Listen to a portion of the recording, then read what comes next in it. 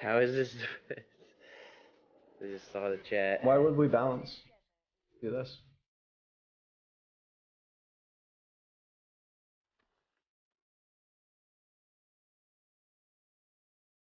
We still have 9 minutes. We're still good here. So check Dude, this this out. this opponent's probably gonna call the police on you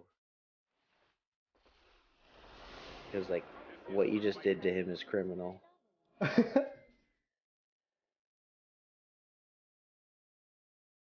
Yes, hello. I'd like to report a crime.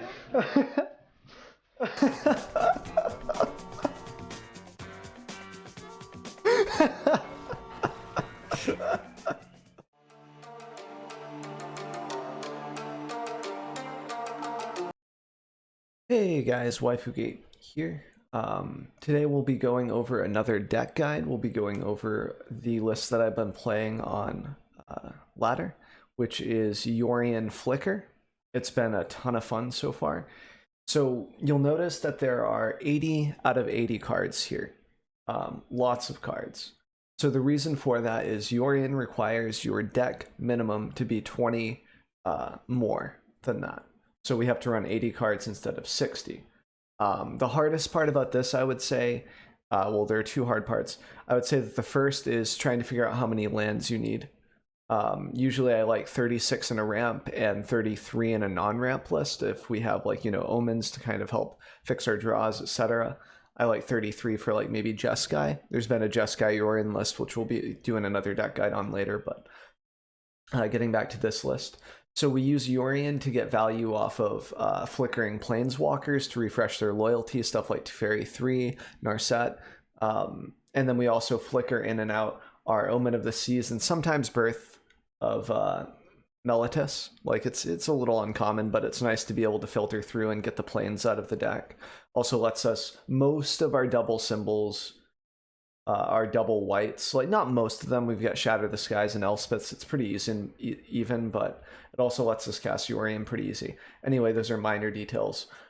So we use Yorion basically to get value, and we have an infinite loop with Prince Charming blinking Yorion, and then coming back. You'll see that in the gameplay here in a minute. So yeah, so that's pretty much how it works, is just Yorion for value and really, really good answers. 8 board wipes. Wait, 4, 5, 6, 7 board wipes, sorry. So that's pretty much it. And then you've got top end with Agent and some Trawler action. We have a 1-up Trawler to close the game out. So that's pretty much the list. And we try to ramp to get, our plays down a little bit faster with Growth Spiral and Uro. And yeah, then it's just a bunch of value. So sideboard, mostly the sideboard here is for cats. We got Graph Diggers to shut down cats, Graph Diggers to shut down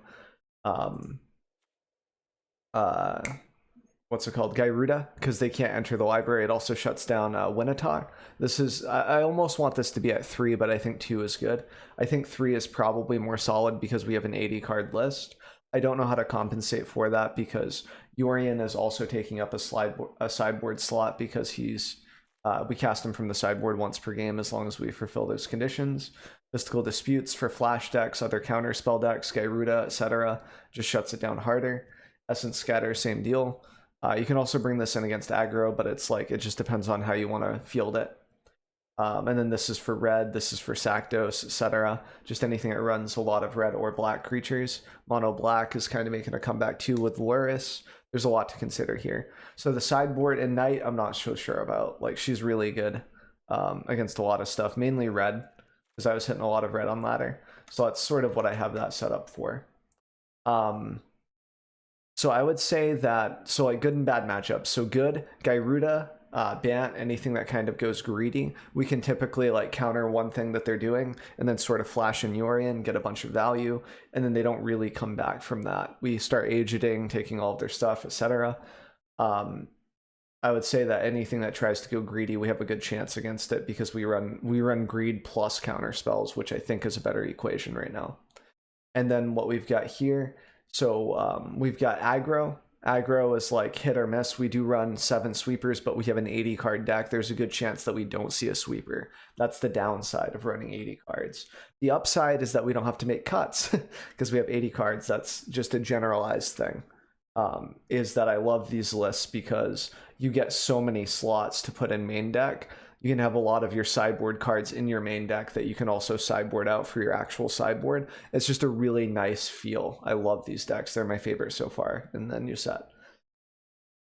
Getting back to the good and bad matchups, I'd say Jeskai Fires we have a good chance against.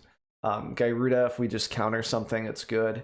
Like, they can't really do anything against counter spells game 1. In game 2, we have the better matchup because we have Teferi 3 heads, so like they won't be able to really mess with us. We can use that to bounce Destiny Spinner, etc. We can wipe the board a few times, and they can't mill us out is the greatest part. They're not allowed to. We have 80 cards, they have 60. They're going to lose that every time. And it's so easy just to board wipe them and then they can't come back. The Kogla ones, the ones that run the ape, are a little bit harder, but that's getting into details. But generally speaking, you'll win that matchup almost every time, which is why I started to run this list. So that's nice. So those are the good matchups. The bad matchups, I'd say Winnata can be a little devastating. It wins really hard out of the gates, basically. If they go turn 2, make tokens, turn 3, War Boss, turn 4, like Winnata, unless we hit a shatter after we ramp, if they're going first, like we don't come back from that really, unless they just whiff. If they whiff, we're good.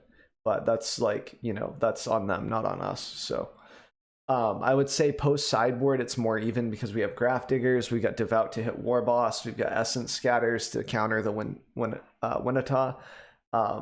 We've got Disputes. Like, we've got a lot of push against that deck post sideboard, but the weakness of this deck, 80 cards, we might not see the sideboard, so that's something to consider. I would say that it's probably even after sideboarding, but pre-sideboard, it's really going to be, it's probably like 40%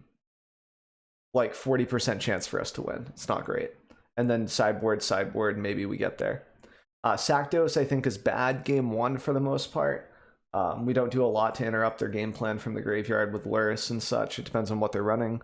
A lot of our cards are dead. Sometimes the board wipes aren't good enough because they can just recycle and bring it back. But, we just got to kind of try to power through. It's kind of the same with Winnata, where it's like 50% post sideboard, like we do pretty okay. And then after that, it's kind of meh. Flash, I would say, is our worst matchup ever. It's just really, really hard to deal with the card advantage. I'm talking about UB Flash. Also Simic Flash too, but UB Flash has a lot more card advantage, I feel. At least quicker card advantage with the Octopus Mutate, and they can just snipe answers with like Dirge Bat. So that one's really tough, I would say. And we've got a bit of a sideboard with it with 2 Essence Scatters and 4 Disputes, but even that might not be good enough, So I would say like post sideboard, it's still like 45% chance to win for us, and it's tough. So that's pretty much the deck. We'll get into the gameplay in just a sec, but overall, really liking the list. Like that we have 80 cards to work with main deck, and the deck just feels really good value-wise. It feels like it can answer a lot of the meta. I thought originally I would hate Neutralize, but I've grown to love it, because sometimes you do cycle that card, believe it or not, for like a board wipe or something else, like that out that you're looking for, and being able to do that for 2 mana end of turn is kind of insane. Something I didn't respect initially at first. I thought even Sinister Sab was just a better card than it, but it turns out that this is actually pretty decent. So let's get into the gameplay. All right, so this is the gameplay. So this is post sideboarding. This is game 2. Game 3 we ended up winning because they couldn't quite win without trying to mill us, and they can't mill us because we have 80 cards. So here we can't really keep this. It's a little close. Like, part of me wants to keep it because we have the ramp and such. Not ramp, but birth is pretty decent. We decide to keep this. This is one of the games that I was co-oping with Sidetrack. Here he disagrees with me for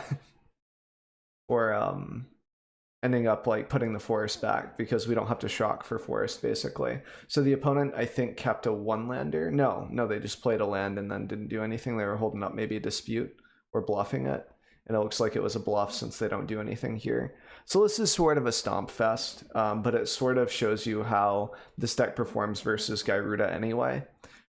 So we just run out Tamiyo because we're not afraid of the dispute. The engine's already told us about that, so we're good there. Here I go for Neutralize just to stop them from ramping or whatever else, and we pitch over some nice cards from Tamiyo. So opponent does hit their land drop here. Well, yeah, like the game one was really, really solid. It's just too long of a clip to really go over. Like it would put the video at like 20 minutes because it just took a while to win. We're actually on time here, you can see in the corner at like 11 minutes. So here we're developing Teferi. Plus one-ing doesn't really matter too much there. Like it just doesn't make sense to -3 unless we're gonna Yorion, and even then it's like whatever. So opponent hits a land. I think they play Paradise Druid here. And we just growth spiral and get ahead on lands again. So yeah, they Wolf Willow Haven, which is super fine for us. We do this just so they can't like negate it, and we rip into Agent, which is crazy. It's just nuts because now we have enough ramp to actually cast that and grab the Wolf Willow here and go up in lands. So they just produce a Paradise Druid now. No, they just do Wolf Willow again. So here we just go like this. Boom, Agent, grab Temple, take away their blue source. That way it's harder for them to counter. We just boop that. +1. We could have minus there. We could have minused for Wolf Willow to take them off of more mana to make it so that they have to cast that again. And we do actually hit the neutralize here off of this, which is pretty sweet. So you can see the opponent's kind of gotten a bit of a chance to come back, but not really. The Agent kind of you know, was the nail in the coffin, so to speak. And here's the Paradise Druid I was thinking about. I knew they played one eventually. So yeah, we just swing through because it's free. Because we're on time, so like every second really counts here. We're pretty determined to we don't bounce anything. We could bounce Wolf Willow, but we kind of want the extra ramp for ourselves. Here we could +1 or minus, since I plan on Yorioning here to flicker. It just makes sense to grab something from the graveyard for value, and you can see how many lands we have on like compared to the opponent. So we just flicker all of this out, and then we play Prince on Yorion as well, and we're still holding up neutralized through all of this, so we can still counter anything that they go to do. And now like you saw this from the start of the game, like the start of the clip at least, or the YouTube video. And it's just insane value. Like this is what top end looks like, but you won't always go off like this, but there's a good chance like with 80 card deck you don't really mill out, so eventually you get to this end game. This is the goal, is just flickering Agent, flickering Planeswalkers, getting insane value, flickering Elspeth Conquers Death, and that's sort of what this is about here, you know? Just really nice. That's pretty much it. So, but yeah, I appreciate you guys checking out the video. Hope this was helpful. I'm going to be putting more time into this. We'll have a you know, detailed sideboard eventually on Aether Hub. The link will be down below. And I hope it was a good showcase on what the deck can look like top end. We'll have more detailed videos on the deck later as well. I plan on trying to min-max this list quite heavily. I just really have been enjoying it. There's another Jeskai version that we're going to be doing a video too. There's no ramp in that version, obviously, because Jeskai, no green. But I think that it's stronger against aggro because we got 4 Clarions, which hit a little harder, a little earlier. Probably a better matchup against Winnata, stuff like that. So we'll be doing a video on that one, as well as updating the sideboard and everything for this one, the sideboard guide. I usually try to do that. Usually link my YouTube videos on there. Where we post the deck guides as well, so there's a nice little influx of information and everything. So I hope this was helpful. Thanks for tuning in, and I will see you guys for the next weekly deck guide. I do these once a week, if not twice. I'm also trying to work on the Ikoria set review, trying to figure out how I want to do that with, like, you know, color separation, so the videos aren't like 3 hours long. So that'll be coming out too. So thanks again, and I will see you guys next time.